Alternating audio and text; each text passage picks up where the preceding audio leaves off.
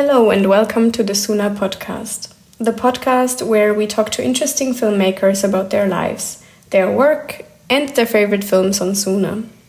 Sooner is a European streaming platform based in Berlin, where you will find exclusive festival highlights, but also exciting cinema from a new generation of filmmakers.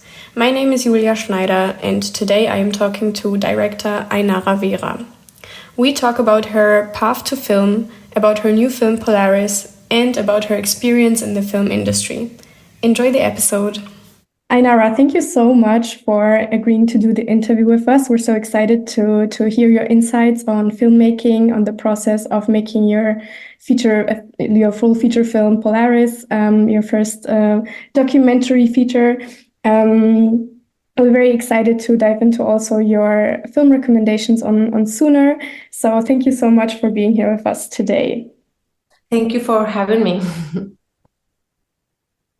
So let's dive into your path into filmmaking. Maybe you want to share with us how you initially became a filmmaker in the first place. Wow, I don't even know how it happened, but what I know is that when I was very little, when I was 5-6 years old, my favorite game, it was to play movies.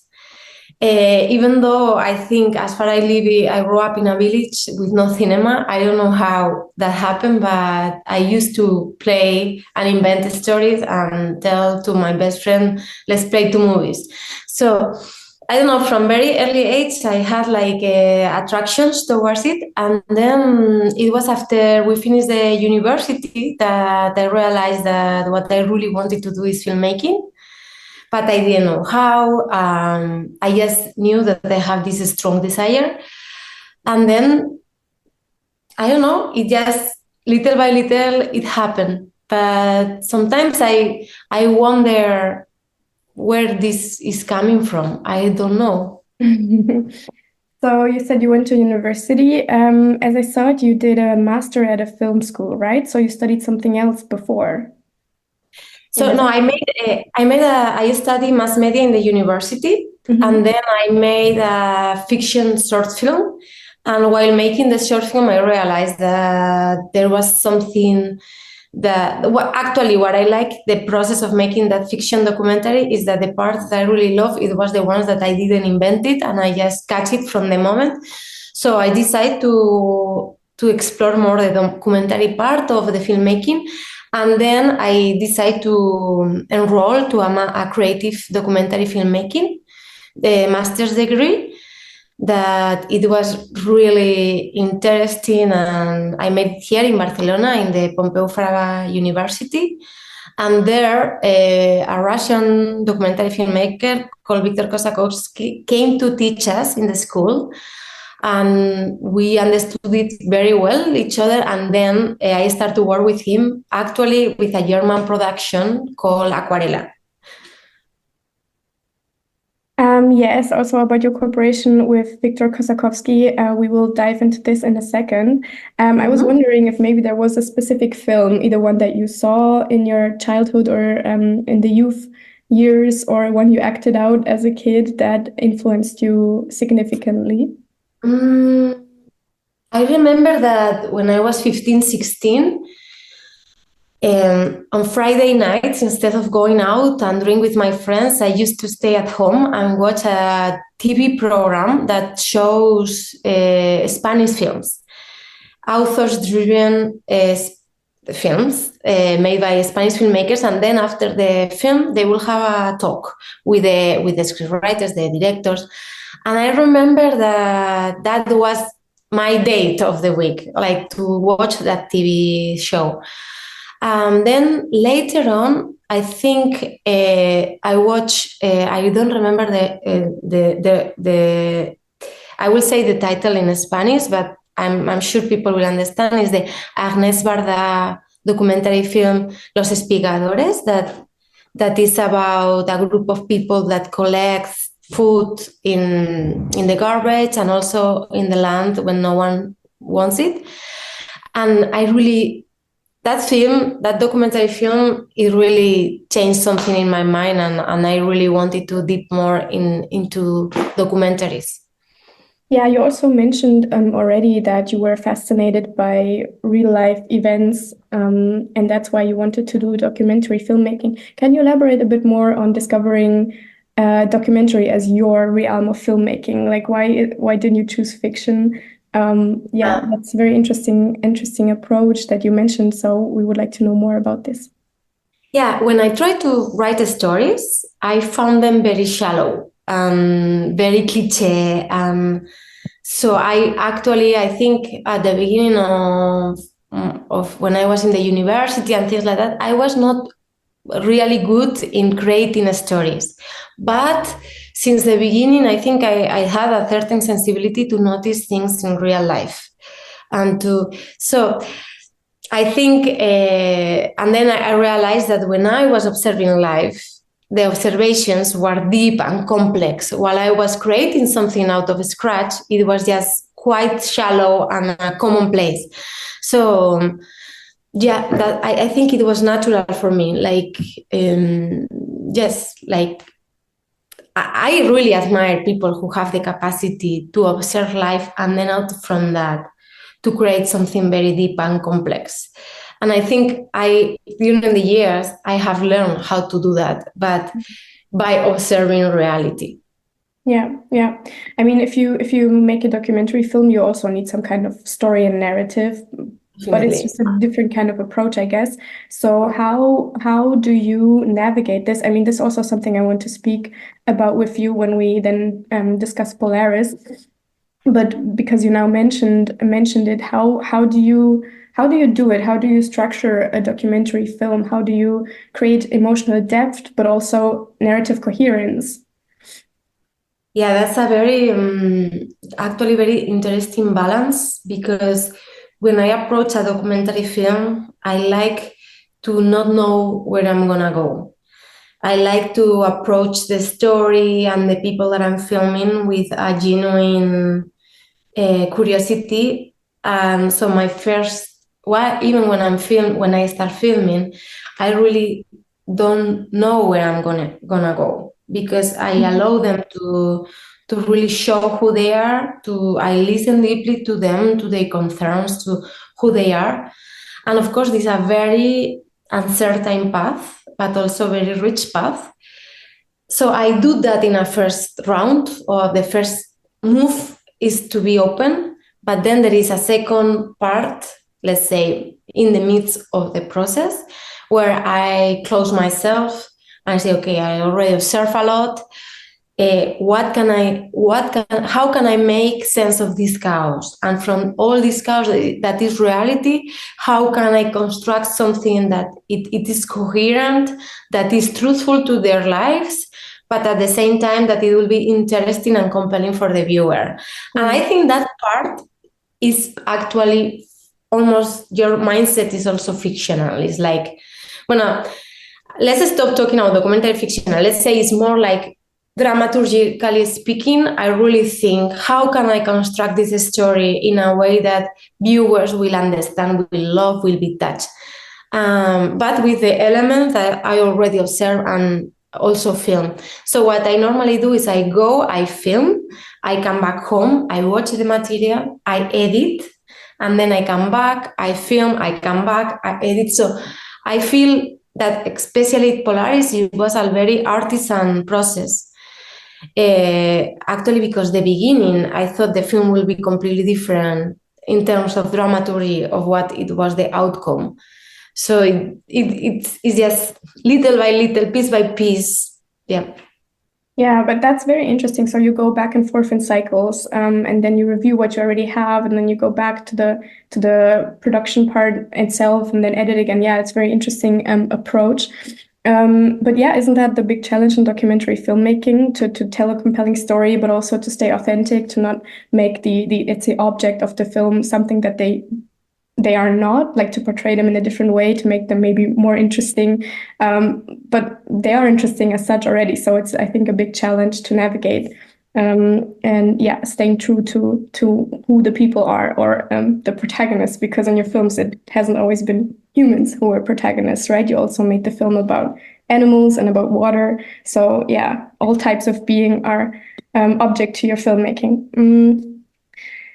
Yeah, Yes, so especially the industry is pushing you to. They don't want to have any risk. But in documentary filmmaking, that's impossible. So at the very beginning of the process, what I felt is that they wanted to have like uncertainty. They want to have a certain story, something that they can control. But uh, that's not. I mean, then you are making something else. I'm talking about the type of film that I did, the Polaris.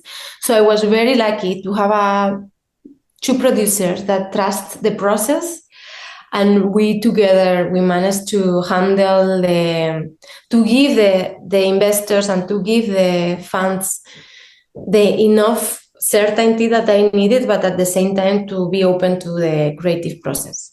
yeah. Yeah, that sounds like a big support on their side, because of course you never have certainty what will happen. Your protagonists can surprise you. Things can take turns that were unexpected. Yeah, but either way, the film, the outcome, it's a beautiful picture. It's really moving and touching. We'll speak about it. Maybe we can speak about it in a second. Yes, yeah, let's dive into Polaris. So, for those who haven't seen the film yet, the film is about Hayat and her sister. Hayat is far from the human community. She's captain of a ship in the Arctic, while her sister Leila is expecting a child in the south of France. The sisters, they grew up in a troubled home, and now they want to break the cycle, leading to a better life for the new generation, portrayed by Leila's newborn baby girl. Yeah, maybe you want to tell us a little bit about the protagonists. How did you find them? I know already that they are connected to some form of production. Maybe you can tell us more about this, and why did you want to tell the stories of these 3 or 4 women? Yeah, I was part of a crew member of another film called Aquarela by Victor Kosakowski. And we were making a sailing trip from Portugal to Greenland. And actually, this is a very challenging trip because it was winter, we were facing huge waves. And the captain of that boat, it was Hayat. One night, when she was trying to figure out that we will not crash against an iceberg, I accompanied her that night. And then she opened up and she told me that her sister was in jail back in France and that she didn't find the courage to go to visit her. And for me, it was really surprising that very strong woman that decided to take the responsibility of all of us. She was the captain of that boat, and that is a huge responsibility. You have to have a lot of sailing knowledge, but human knowledge. So it's a big responsibility, and you have to be very strong. And for me, it was really surprising how that strong, beautiful woman was incapable to do something as going to her hometown to visit her sister in jail. And when we say goodbye in Greenland, I remember that we hug. And then I said to myself in my mind, one day I will accompany Hayat to visit her sister, because I felt that she deserved it. Especially because I was living in Barcelona, it's very close, it's very nearby. So time passed, and 2 years later, she called me and she told me that she wanted me to make a film about strong women. Then I said, I should do it about you, Hayat. And then over the conversation, she told me that her sister was 7 months pregnant, that they didn't know where the father was, that she just came out of jail, that she didn't have a job. Like, she was in a very vulnerable position. So I had wanted to go to France to meet her sister, and I decided to accompany her. And then Hayat and me, we visit Leila, that at that time was 8 months pregnant. And then, I think it was a very magical moment that the 3 of us bonded for a certain amount of time. I think I needed to come back to Greenland. Leila was very advanced in the pregnancy, and I wanted to film them.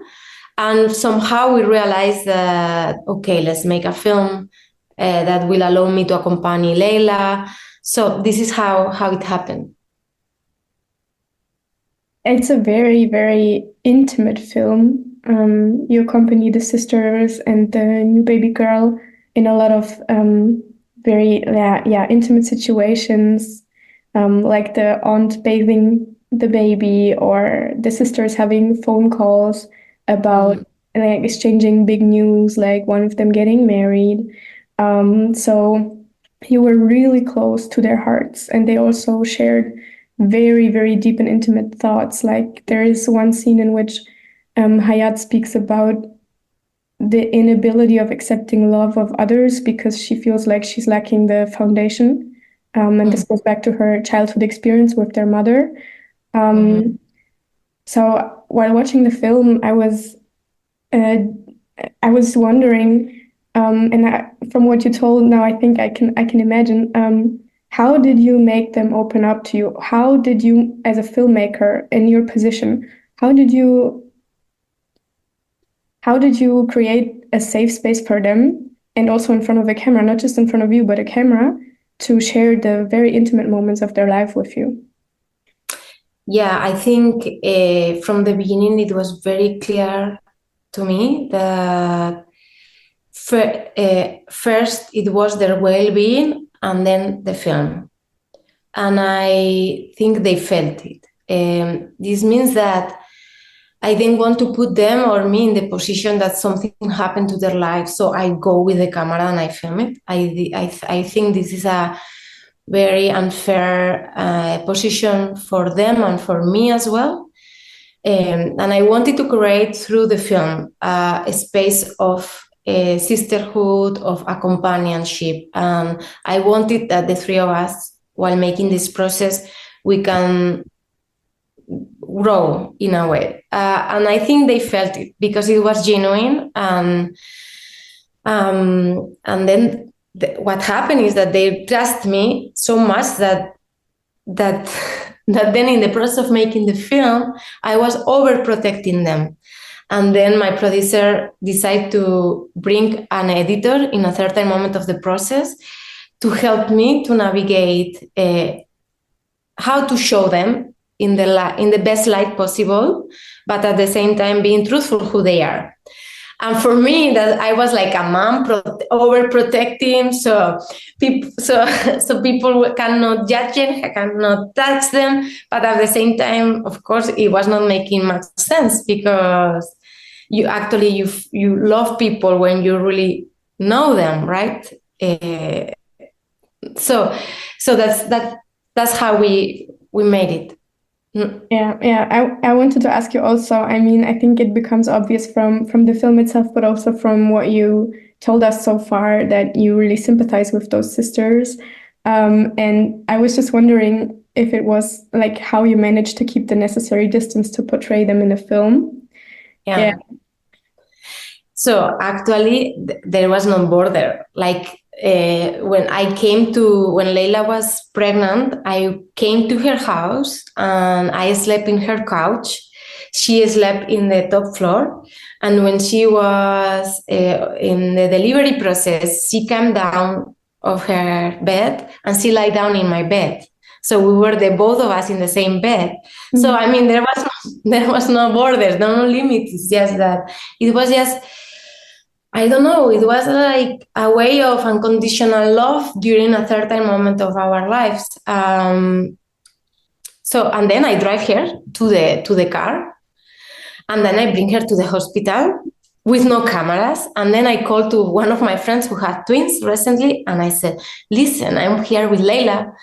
The camera is on the car. What shall I do? Because I mean, I was so afraid to pick up the camera, and my friend said, Ainara, come on, you invest a lot of money, because I was, in order to be able to film the beginning of the film, I got I borrow money to be able to buy a camera, I got a loan. And my friend was very, very right, and she said to me, Ainara, go when she's having in the middle of a contraction, you just run to the car, you pick up your camera and you film it, because what you are doing is something beautiful.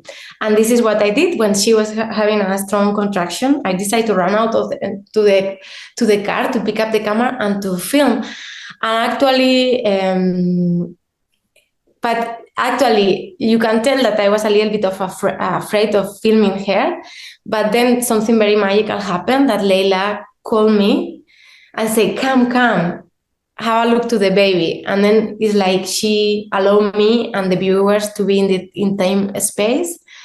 Yeah, so wow. I don't know if I answered your question, but I forgot the question. So that's okay. No, I mean, it was exactly about, I was just thinking while you were telling the story of how close you actually were, and before I asked you how you made them open up to you. I mean, I think this is the answer, right? You were really part of their family in a way, of their home life. So yeah. I think maybe that was your way of making them, of allowing them the security and safety and familiarity of sharing these intimate moments with you. Maybe otherwise, if you wouldn't have been that close, it would have been harder to bring a camera into their home. Yeah, actually, when we talk about limits, I don't believe in limits. No, limits are is straight lights, and I believe, instead of using the word limits, I believe in creating a space of sharing. That means that if I feel that you are going too far, I will tell you, and so we will find, let's say, like a space where their needs and my needs find a place. Line, but it's not a limit. Like from here, no, I think actually that language we use it. I hear now a lot. No, where do you put a limit? I think limits, or straight lines, they make confrontation, and I believe in the sharing and to find a comfortable place for people's needs. A conversation. Yeah, that makes sense. The film in multiple ways touches on the topic of motherhood, of sisterhood, and also womanhood. There is like a scene in which Hayat explains the challenges of being taken seriously in her job as a captain, but also motherhood, their position as daughters. They reflect a lot on it, but also becoming mothers themselves in two different ways. And sisterhood, of course, because it's about the relationship between two sisters. These topics in some way, or in what way are they close to your heart? Because you decided to make a film about a film in a scenario in which they combine all three of them. So what is your connection to their story? Yeah, actually, when I started this film, I really have this, I wanted to become mother, and I was scared to death. And I think by and Leila was so generous that she allowed me to observe what it means to become mother in a scenario that for me was really threatening, with no job experience, with criminal records, and no money, no partner. So she somehow embodied my biggest fears. And then she allowed me to see her life, and I saw that life is much richer than my fears. And she was surrounded by people who was helping her. The baby was beautiful. She had tons of ways to find the needs of the baby. So, yeah, I think I thank Leila because she really gave me, she opened up my mind. And also the subject of not having the first love, this fundamental love, for me is something that I really wonder a lot, what happens if you don't receive a fundamental in the early childhood. Yes, it's. I really wanted to explore what happened, and I really need to see what happened if you did not receive love in the early years. Of course, I think it's a damage that it goes with you the rest of your life, that you can learn how to live with it, but not necessarily you will ever overcome it. You can live, you can learn how to live with that. I think we talk a lot about kids and their development and things like that, but I really don't think that the society that we have nowadays, it's a friendly environment for babies and mothers and their fathers and whatever the family combination is, for the kids to have a solid grow up. I mean, of course, some people who have privileged lives, they can give the full support to their babies, but if you need to, but most of the families, they can't.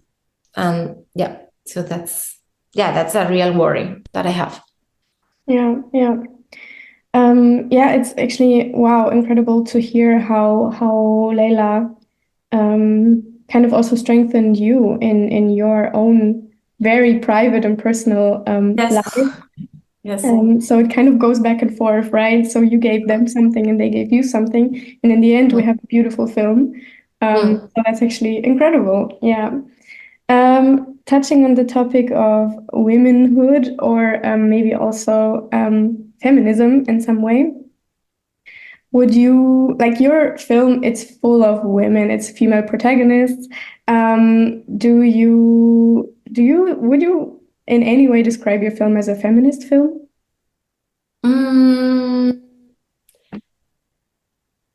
I don't know. I can say that I made this film out of love to the feminine power, whatever does it mean. I don't think it's connected to gender. I just felt that there is something there is a certain energy, and I really love that. And that energy can be embodied in any type of body, gender. But I really want to pay an homage to that thing. So yes, probably in the wider aspect of the word feminism, yes, it is. Yes. Okay, so also I wanted to ask you a little bit more about your experience as a filmmaker, and not only with this film, but also previously. Like, you've been in the film industry for years now. You had a lot of successes, a lot of festival entrances, and so on. You went to film school. I wanted to ask you if you had any observations when it comes to gender and diversity in the film industry. Did you perceive certain obstacles that you or maybe colleagues had connected to maybe gender, but also funding, discrimination, other kinds of barriers? I think this is a very sensitive question and not so easy to answer, because generally I will say that it's nothing so, let's say, visible, but it's there. It's like it's very subtle, but it's there. It's in a certain paternalism that you feel. It is in how people wording your projects. Like, for instance, it's very ambitious. Or I mean, I've sensed that there is a smell of paternalizing. This I feel a lot. But in terms of opportunities, I will say that the films that I wanted to make, I have made them. And in terms of grants, I feel like I was very lucky and I did the job that I wanted to do. But the paternalism smell is all the time. And I will say that I'm all the time having like a alarm here. And even until today, I feel in many conversations in how you are presented, in how, yes, unfortunately, it is there. And I did have like Chicken and Egg grant, that is a feminist grant for filmmaking, and they were absolutely amazing in how they were supporting us, not only in the project, but in our careers. and we were talking a lot about this in the budget, in how, yeah, of course, it's plenty, but it's in like, even the fact that women, we receive less salary, because in the way we talk about the salary, it's in our minds, like we don't deserve a big salary, or we it's just small nuances, but it's there. So when you start to pay attention, you feel, you understand, I mean, you notice that there are many. We don't feel that we deserve to be well paid. We think that we need to do everything for the films to happen with no constrictions. Yeah, so yes, of course.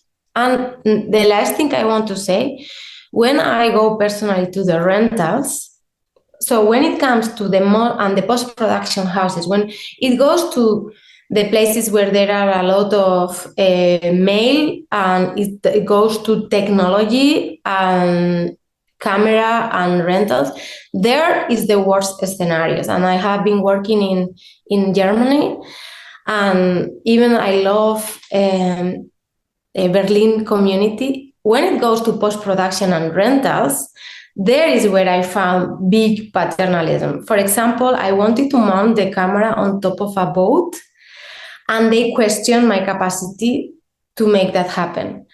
And of course, I became furious, and in a very diplomatic way, I did it, but it's just there. Yeah, like these departments, they are quite male-dominated. That was also my experience in the German industry. I was wondering if, I mean, you have some experience, of course, also in other countries, what your experiences were, but it seems like they kind of align. Yeah. No, because at that time I was living in Berlin, so I rent in Berlin and everything. So this, yeah, but this everywhere. It's this, yeah. Yeah, but that sounds stressful. Like the film, like making it as a filmmaker, especially extremely in the beginning, it's really hard. You have to improvise a lot. You have to overcome so many obstacles. And if you then feel like some kind of paternalism towards you, people questioning whether your visions are realistic, whether you can make it work, that sounds really stressful.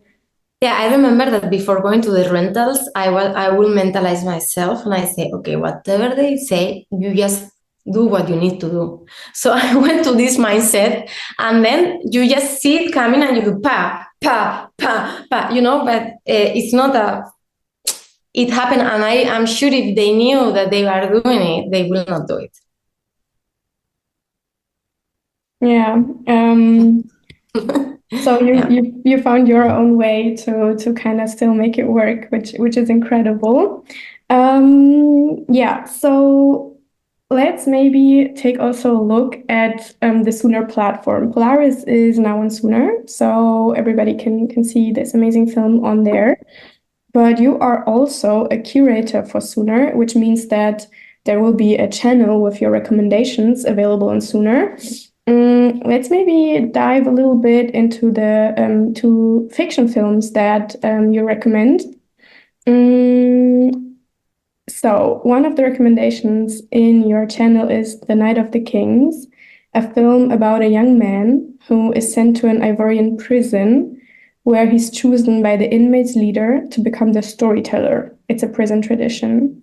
He tells a tale about a mythical outlaw, Sama King, knowing he must keep the inmates captivated until dawn to survive. We were wondering, what is it about this film in particular that you liked?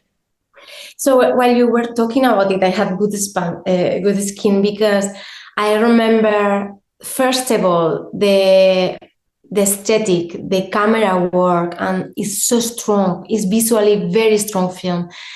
And also the film portrays a universe with its own rules, the ivory traditions in jail, that it was so far from me. So I will never even imagine that was a tradition. And so it just transports you to a world with its own rules, with a very strong aesthetic, and it's a very powerful cinema experience that I think, it's worth watching it, because it's a very strong film.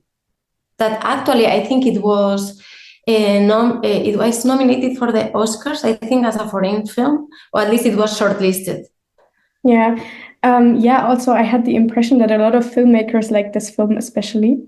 Do you have any idea why? Is it because of what you said before, or No, because in terms of cinema, it's a very strong film. It's very well done with a lot of energy. I still remember the type of light that it was. Then the narrative is so surprising and shocking and engaging. So I think it has a very particular, let's say, it's a view of a filmmaker, of an author, and it's bringing us to a universe that we don't know. So yeah, it's if we many of us choose it is for a reason. Yeah. Yeah. I was also wondering, maybe it's the double narrative in there, because you have the narrative of the film and then you have the protagonist telling a story inside the narrative. So it's kind of commenting on storytelling in a way. So maybe I was thinking that appeals also to those whose job it is to tell stories. Yeah, but for sure, like a very, very special Sooner pick that you recommend to our viewers.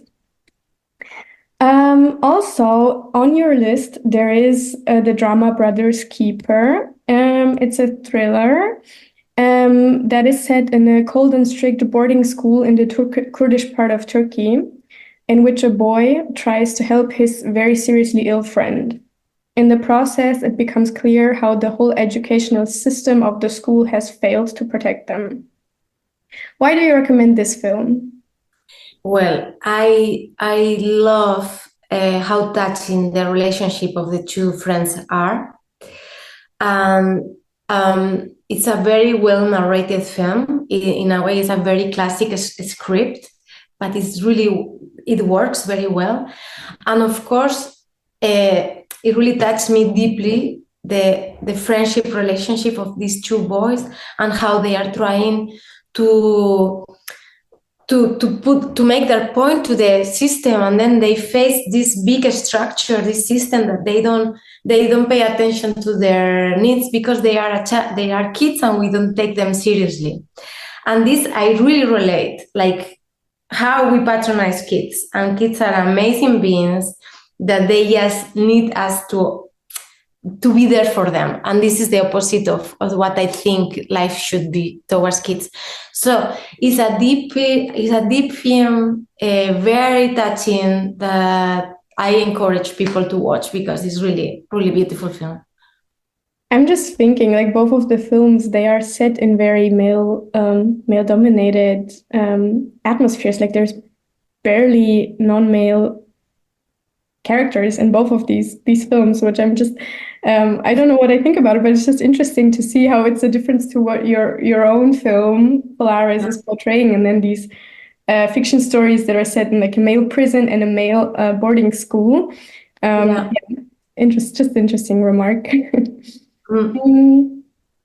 On your Sooner list, there's also a couple of documentary films. Maybe you want to share with us which documentary is your favorite. Which one is your favorite? Which one would you recommend especially to the Sooner audience? So Nostalgia de la Luz de Patricio Guzmán. I don't know the name in German or English, but Nostalgia of Light, no, probably. This is a documentary filmmaker made by Patricio Guzmán, who is one of the most remarkable Chilean documentaries of today. It's